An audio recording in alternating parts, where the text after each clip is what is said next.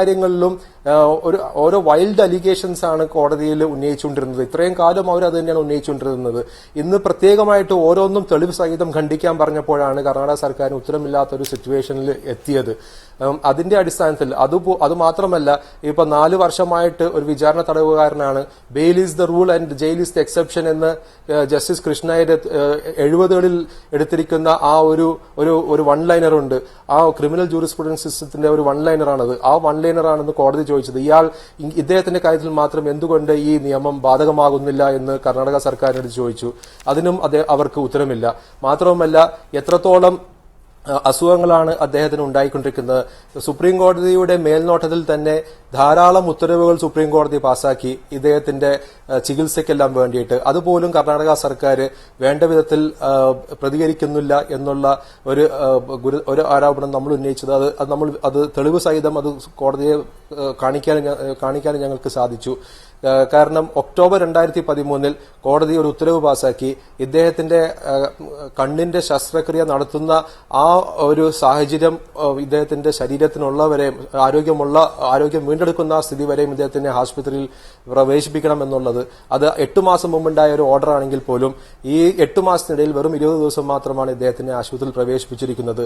അപ്പൊ ഇത്രയെല്ലാം കോടതിയുടെ ഒരു ഇന്റർവെൻഷൻ ഉണ്ടായിട്ട് പോലും ഇദ്ദേഹത്തിന്റെ ആരോഗ്യസ്ഥിതിയിൽ യാതൊരു മാറ്റവും വരുന്നില്ലെന്ന് മാത്രമല്ല, ആരോഗ്യം വഷളാവുകയാണെന്നും തോന്നുകയും കർണാടക സർക്കാർ ഈ കോടതിയുടെ ഉത്തരവുകൾ ശരിക്കും നടത്തുന്നില്ല എന്നുള്ള ഒരു സന്ദേഹം കോടതിക്ക് വന്നതിന്റെ അടിസ്ഥാനത്തിലായിരിക്കണം ഇന്ന് കോടതി ജാമ്യം അനുവദിച്ചത്. ഞാൻ താങ്കളിലേക്ക് തിരിച്ചു വരാം. ശ്രീ ഷഹീർ മൗലവി, പക്ഷേ അപ്പോഴും ശ്രീ ടി.ജി. മോഹൻദാസ് ഉന്നയിച്ച ഒരു ആരോപണം, ഈ അബ്ദുൽ നാസർ മദനിയുടെ ഭാഗത്ത് നിന്ന് കൂടെ ഉണ്ടായിരിക്കുന്ന വീഴ്ചകളുണ്ട് ഇക്കാര്യത്തിൽ.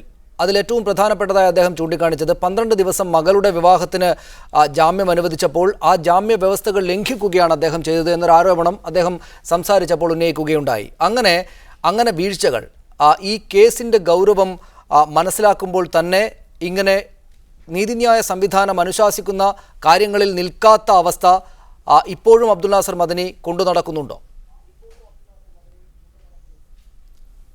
12 ദിവസം മഅ്ദനി സാഹിബിന് യഥാർത്ഥത്തിൽ ജാമ്യമല്ല ലഭിച്ചത്.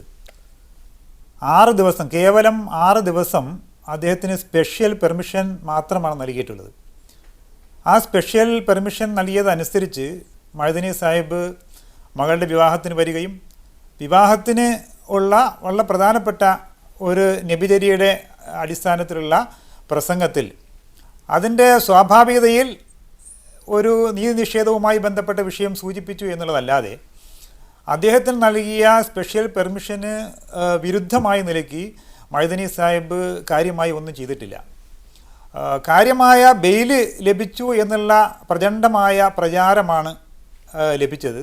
അദ്ദേഹത്തിന് ബെയിലല്ല ലഭിച്ചത്, സ്പെഷ്യലായ ഒരു പെർമിഷനാണ് ലഭിച്ചത്. അദ്ദേഹം സാക്ഷികളെ സ്വാധീനിക്കാൻ ശ്രമിച്ചു എന്നൊക്കെ പറയുന്ന വളരെ പൊള്ളയായ വാദങ്ങൾ, തികച്ചും തെറ്റായ വാദങ്ങൾ നമുക്ക് മനസ്സിലാക്കാൻ കഴിയും.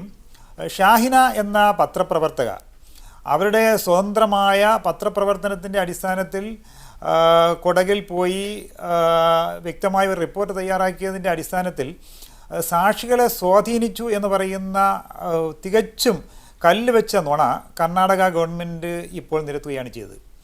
മാത്രമല്ല, അദ്ദേഹം ഇപ്പോൾ ഈ അറസ്റ്റിന് ശേഷം അഗ്രഹാര ജയിലിൽ കഴിഞ്ഞതിന് ശേഷം തന്നെ സാക്ഷികളെ സ്വാധീനിക്കുന്നതുമായി ബന്ധപ്പെട്ട വിഷയം കോടതി ചോദിക്കുമ്പോൾ അതെല്ലാം 4 വർഷത്തിന് മുമ്പുള്ള സംഭവങ്ങളാണ് ഉദ്ധരിക്കുന്നത്.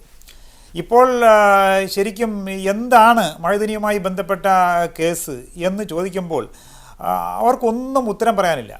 അൺലോഫുൾ ആക്ടിവിറ്റീസ് പ്രിവെൻഷൻ ആക്ട് എന്ന ഈ വളരെ പ്രധാനപ്പെട്ട ഒരു കരിനിയമം അത് ഈ രാജ്യത്ത് ഉള്ളിടത്തോളം കാലം അബ്ദുൽ നാസർ മഅ്ദനി എന്നല്ല, അതുപോലെയുള്ള നിരപരാധികളായ ധാരാളം ആൾക്കാരുടെ അവകാശങ്ങൾ ധ്വംസിക്കപ്പെടുമെന്നതിൽ യാതൊരു സംശയവുമില്ല.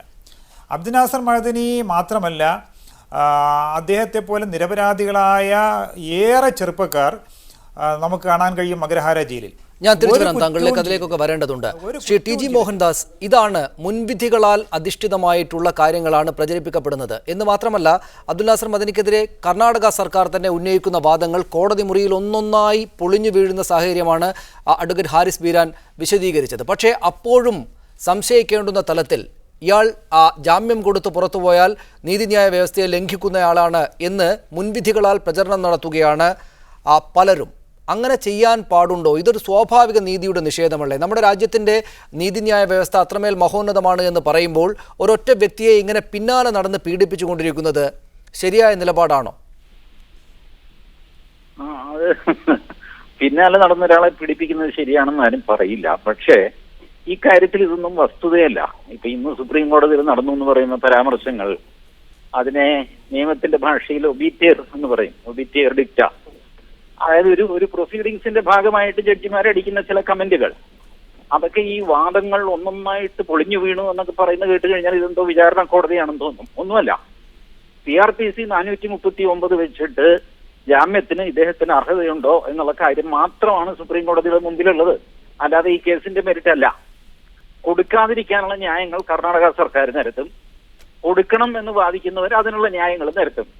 അതിലേകദേശം നീതിപൂർവമായ ഒരു തീരുമാനമെടുത്തിട്ട് കുറച്ച് കൊടുക്കാം എന്ന് ഇത്തവണ സുപ്രീം കോടതി തീരുമാനിച്ചു. ഇദ്ദേഹത്തിന് ഈ വക്കീൽ പറയുന്നതെല്ലാം വിശ്വസിക്കാനാണെങ്കിൽ ഒരു 25,000 രൂപയും 2 ആൾ ജാമ്യം വെച്ചിട്ട് ഫ്രീ ആയിട്ട് മദനിക്ക് ജാമ്യം കൊടുക്കാമല്ലോ. കൊടുത്തില്ലല്ലോ സുപ്രീം കോടതി. ഇനിയിപ്പോ കിട്ടുമായിരിക്കും, ഇല്ലെന്നൊന്നും ഞാൻ പറയുന്നില്ല. 1 മാസം കഴിയുമ്പോൾ അല്പം ഇളവ് ചെയ്തിട്ട് ആ ജാമ്യം പിന്നെ നീട്ടുക, അങ്ങനെയാണ് ക്രിമിനൽ കേസിൽ സംഭവിക്കുന്നത്. പക്ഷെ ഈ 4 വർഷം നഷ്ടപ്പെടുത്തിയത് ഈ വക ആദ്യം തന്നെ ഈ കേസിൽ അദ്ദേഹം പ്രതിയാണെന്ന് അറിഞ്ഞപ്പോൾ തന്നെ അദ്ദേഹം എന്താ ചെയ്തത്?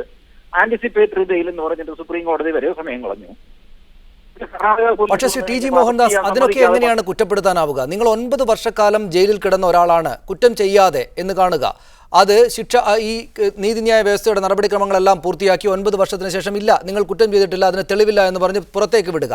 വീണ്ടും അതേ ആളെ തന്നെ കൊണ്ടുപോയി ഇടുമ്പോൾ ഈ പറയുന്ന രാഷ്ട്രീയ വ്യത്യാസമില്ലാതെ നിയമസഭയൊക്കെ പ്രമേയം പാസ്സാക്കുന്നത് സ്വാഭാവികമല്ലേ? 9 വർഷം ഒരായുസ്സിൽ നിന്ന് പോയ ഒരാളെ വീണ്ടും കോടതി അല്ലെങ്കിൽ നീതിന്യായ വ്യവസ്ഥക്കകത്തേക്ക് അല്ലെങ്കിൽ ഇങ്ങനെ കള്ളക്കേസ് എന്ന് തോന്നുന്ന സ്ഥലത്തിലേക്ക് കൊണ്ടുപോകുന്നു എന്ന് തോന്നുമ്പോൾ സ്വാഭാവികമായി ഉണ്ടാകുന്ന മനുഷ്യ പ്രതികരണങ്ങളല്ലേ അതുണ്ടായത്. അത് സ്വാഭാവികമായും അദ്ദേഹവും അതിനെതിരെ സംസാരിച്ചിട്ടുണ്ടാകും.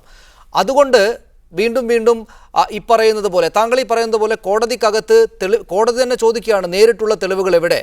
തെളിവുകൾ ഹാജരാക്കാൻ പറയുമ്പോൾ അവർ പറയുന്നത് ഏതോ കാലത്തെ കഥകളാണ്. ടെലിഫോണിൽ സംസാരിച്ചിട്ടെന്ന് പറയുന്നത്, അത് ജയിലിനകത്ത് എങ്ങനെയാണ് ടെലിഫോണിൽ സംസാരിക്കാനാവുക എന്ന് ചോദിക്കുമ്പോൾ അല്ലാതെ ജയിലിന് പുറത്തുള്ള കാര്യങ്ങളെയാണ് ഈ പറയുന്നത് എന്ന് പറയുക.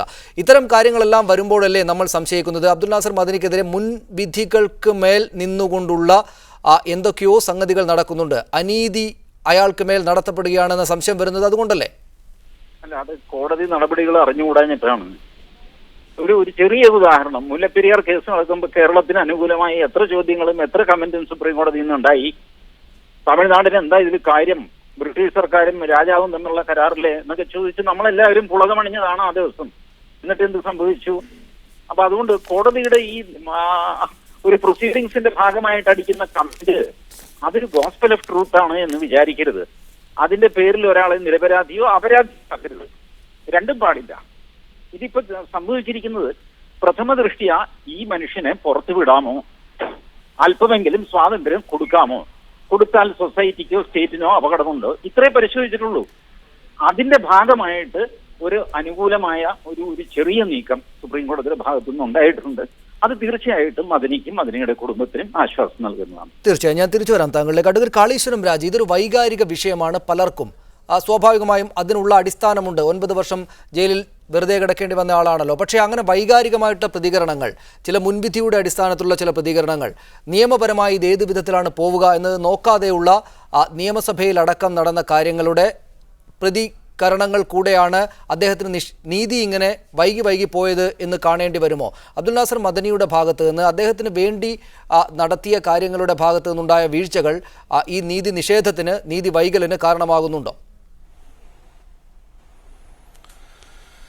ഇല്ല, അതിലിപ്പോ ഈ കേസ് നടത്തിപ്പുമായി ബന്ധപ്പെട്ടിട്ടുള്ള കാര്യങ്ങൾ, അതിലുള്ള പാകപ്പിഴകൾ എന്തെങ്കിലും ഉണ്ടായിട്ടുണ്ടോ എന്നുള്ളത് പരിശോധിക്കേണ്ട വിഷയമാണ്. അത് പക്ഷെ കൂടുതൽ അതിനുമായിട്ട് ബന്ധപ്പെട്ട കടലാസുകളും മറ്റും നോക്കേണ്ടി വരും. ആ രീതിയിൽ മാത്രമേ അതിനെക്കുറിച്ച് അഭിപ്രായം, അല്ലാതെ അതിനെപ്പറ്റി ഒരു വിധി പറയുന്നത് ശരിയായിരിക്കില്ല. പക്ഷെ എന്റെ അഭിപ്രായത്തിൽ അതായിരിക്കില്ല ഒരുപക്ഷെ ഇതുമായി ബന്ധപ്പെട്ട പ്രസക്തമായ വിഷയം, അല്ലെങ്കിൽ ഇതിൽ നിന്ന് ഉരുത്തിരിയുന്ന പ്രസക്തമായ പാഠം മറ്റൊന്നാണ്. കാരണം ഇതിപ്പോ ഒരു മദനി എന്ന് പറയുന്നത് വാസ്തവത്തിൽ ഒരു പ്രതീകമാണ്. ഇത് രണ്ട് തരത്തിലുള്ള പാഠങ്ങൾ നൽകുന്നുണ്ട്. നമ്മുടെ നാട്ടിൽ വർദ്ധിച്ചു വരുന്ന തീവ്രവാദോന്മുഖമായിട്ടുള്ള പ്രവർത്തനങ്ങൾ എന്ത് രീതിയിലുള്ള മാറ്റങ്ങളാണ് നമ്മുടെ നീതിന്യായ സംവിധാനത്തിൽ ഉണ്ടാക്കുന്നത്, അതിനെ എങ്ങനെയാണ് നമ്മുടെ സാധാരണ മനുഷ്യർ ഇരയാകുന്നത്, ഇതാണ് ചോദിക്കേണ്ടുന്ന ചോദ്യം.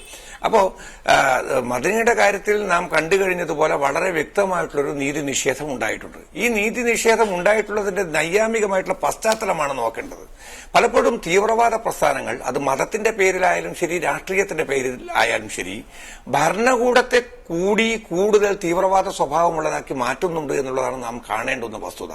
മദനിയുടെ കാര്യത്തിലും ഇപ്പൊ കേസ് നടത്തിപ്പിലുണ്ടായിട്ടുള്ള കേവലം പാളിച്ചകളുടെ മാത്രം പ്രശ്നമായിട്ട് നാം ഇതിനെ ലഘൂകരിച്ച് കാണാൻ പാടില്ലാത്തതാണ്. കാരണം നമുക്കറിയാവുന്നതുപോലെ നക്സൽ സ്വഭാവമുള്ള രാഷ്ട്രീയ കക്ഷികൾ, തീവ്രവാദ ഇന്ത്യയുടെ വലിയൊരു ഭൂഭാഗം തന്നെ ഇന്ന് മാവോയിസ്റ്റുകളുടെ കയ്യിലാണ്. അപ്പൊ ആ രീതിയിലുള്ള തീവ്രവാദ പ്രസ്ഥാനങ്ങൾ ഒരു ഭാഗത്ത് നടന്നു വരുന്നു, മേൽക്കൈ നേടി വരുന്നു, മറുഭാഗത്ത് മതത്തിന്റെ പേരിലുള്ള തീവ്രവാദ പ്രസ്ഥാനങ്ങൾ വരുന്നു. ഇതിന്റെയൊക്കെ ഭാഗമായിട്ട് പുതിയ പുതിയ കരിനിയമങ്ങൾ ഉണ്ടാവുകയാണ്. മദനി പോലും ഇന്ന് ആ കരിനിയമത്തിന്റെ ഇരയായി മാറുകയാണ്. കരിനിയമം ഉണ്ടാകുമ്പോൾ സംഭവിക്കുന്നത് ഇതാണ്. എന്റെ അഭിപ്രായത്തിൽ കരിനിയമത്തിന്റെ ദുരുപയോഗം എന്ന് പറയുന്നത് തന്നെ തെറ്റായ ഒരു പദപ്രയോഗമാണ്. മറ്റൊരു വിധത്തിൽ പറഞ്ഞാൽ കരിനിയമത്തിന്റെ ഓരോ ഉപയോഗവും ഒരു ദുരുപയോഗമാണ്. മറ്റൊരു വിധത്തിലേക്ക് കൂടുതൽ വ്യക്തമാക്കി കഴിഞ്ഞാൽ ജാമ്യ നിഷേധം, അതുപോലെ നേരിട്ട് സുപ്രീം കോടതിയിൽ മാത്രം അപ്പീൽ നൽകാനുള്ള വ്യവസ്ഥകൾ, നിഷ്കളങ്കത ഇല്ലെങ്കിൽ കുറ്റക്കാരനല്ല എന്ന് തെളിയിക്കേണ്ട ബാധ്യത പ്രതിയിൽ നിക്ഷേപിക്കുന്ന അവസ്ഥ, പഴയ കാലത്തിൽ നിന്ന് വ്യത്യസ്തമായി സംശയത്തിന്റെ ആനുകൂല്യം പ്രതിക്ക് നൽകാതെ പ്രോസിക്യൂഷൻ നൽകുന്ന അവസ്ഥ, ഇതൊക്കെ തന്നെ കരിനിയമങ്ങളുടെ സവിശേഷതയാണ്. മദനിയുടെ കാര്യത്തിലും സംഭവിച്ചിട്ടുള്ളത് ഈ സാമൂഹിക രാഷ്ട്രീയ പശ്ചാത്തലത്തിന്റെ ഭാഗമായിട്ടുണ്ടായ നീതിന്യായ രംഗത്തുണ്ടായ പ്രതിഫലനങ്ങൾ തന്നെയാണ്. അവിടെ ഇത്തരത്തിലൊരു കേസ് വരുമ്പോൾ തന്നെ വളരെ പെട്ടെന്ന് ഇറങ്ങി ജാമ്യം നൽകുവാനുള്ള ഒരു സന്നദ്ധത കോടതികൾ കാണിക്കുന്നില്ല. ആലോചിച്ച് നോക്കൂ, സുപ്രീം കോടതി തന്നെ ഇന്ന് അർദ്ധമനസ്സോടുകൂടി നൽകിയിട്ടുള്ള ഇത്തരത്തിലുള്ള ഒരു ഉത്തരവ് പോലും 9 തവണ നൽകിയിട്ടില്ല. 9 തവണ ജാമ്യത്തിന് വേണ്ടിയിട്ടുള്ള അപേക്ഷ നിരാകരിച്ച ഒരു പശ്ചാത്തലമാണ് ഈ കേസിൽ തന്നെയുള്ളത്. ഇതിന്റെ ഇരയാകുന്നത് ആരാണ്? ഇത് നൽകുന്ന പാഠം എന്താണ്? ഇത് നൽകുന്ന പാഠം എന്റെ അഭിപ്രായത്തിൽ 2 വിധത്തിലാണ്. ഒന്ന്, പലപ്പോഴും രാഷ്ട്രീയ വൈരാഗ്യത്തിന്റെ പേരിൽ, മറ്റു തരത്തിലുള്ള വിയോജിപ്പിന്റെ പേരിൽ, പലപ്പോഴും പരിസ്ഥിതി, പൗരാവകാശ, ഫെമിനിസ്റ്റ് മേഖലയിൽ നടക്കുന്ന പ്രസ്ഥാനങ്ങൾക്കെതിരായി പോലും തീവ്രവാദ ലേബൽ ചാർത്തുകയും ആ ഒരു തരത്തിലുള്ള ഒരു ടാഗ്, ആ ഒരു തരത്തിലുള്ള ഒരു ചിത്രം നൽകുകയും വ്യാഖ്യാനം നൽകുകയും അങ്ങനെ ജനകീയ പ്രസ്ഥാനങ്ങളെ പോലും തകർക്കുന്ന ഒരു അവസ്ഥയിലേക്ക് സ്റ്റേറ്റ് മാറുകയും ചെയ്യുന്നു. ഇത് വളരെ ഭീകരമായിട്ടുള്ള ജനാധിപത്യ വിശ്വാസികളെ ഞെട്ടിപ്പിക്കുന്ന ഒരു അവസ്ഥയാണ്. ഇതാണ് അതിന്റെ ഒരു പരിണിത ഫലം. രണ്ടാമത്, മദനിയെ പോലെ വളരെ സാധാരണ രീതിയിലുള്ള ആളുകൾ നക്സലിസത്തിന്റെ പേരിൽ, മാവോയിസത്തിന്റെ പേരിൽ, മതതീവ്രവാദത്തിന്റെ പേരിൽ ഒക്കെ തന്നെ ജയിലുകളിൽ കഴിയുന്ന ഒരു അവസ്ഥ ഇന്ന് ഇന്ത്യയിലുണ്ട്. അവരുടെ ശബ്ദം കേൾക്കപ്പെടാതെ പോവുകയാണ്. ധാരാളം ആളുകൾ നിരന്തരം ഇരയാക്കപ്പെടുകയാണ്. ധാരാളം ആളുകൾ കോടതി ശിക്ഷ വിധിക്കുന്നതിന് മുമ്പ് തന്നെ ജാമ്യ നിഷേധത്തിലൂടെ മറ്റൊരു ശിക്ഷ ഏറ്റുവാങ്ങുകയാണ്.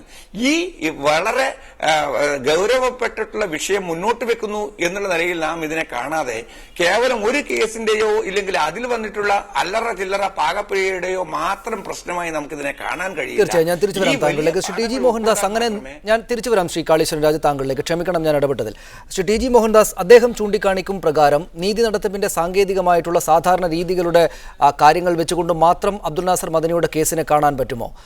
അബ്ദുൽ നാസർ മദനി ഇരയാണ്. ഈ പറയുന്ന കോടതിക്കകത്ത് നടക്കുന്നു, ഏത് രീതിയിലാണ് കാര്യങ്ങൾ പോകുന്നത് എന്നതിൻ്റെ സാങ്കേതികമായ കാര്യങ്ങൾ വെച്ച് മാത്രം അളക്കാവുന്ന കേസാണോ അത്? മുൻവിധിയുണ്ട്. അബ്ദുൽ നാസർ മദനി എന്ന മുസ്ലിമിനെതിരായ ഈ തീവ്രവാദ കാലത്തെ